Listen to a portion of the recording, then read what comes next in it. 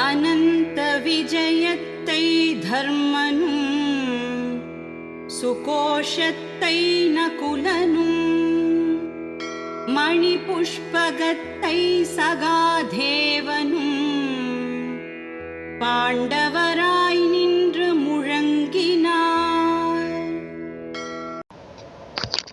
ஹரி ஓம். குந்தியின் புதல்வனாக தர்மராஜா அனந்த விஜயம் எனும் சங்கை ஊதினார். அனந்த என்றால் இரண்டு விதமான பொருள் உண்டு.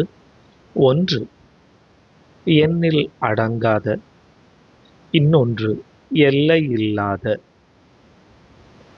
தர்மராஜா எண்ணற்ற போர்களில் வென்ற காரணத்தினால் அனந்த விஜயம் என்று அந்த சங்கிற்கு நாமம் சூட்டப்பட்டுள்ளது.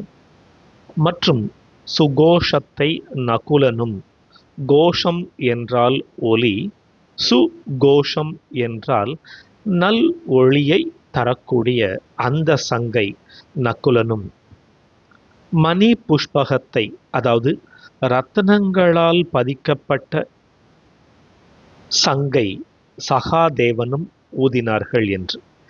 இங்கே தர்மராஜாவிற்கு மட்டும்தான் குந்தி புத்திரகா என்று சஞ்சயன் குறிப்பிடுகின்றான்.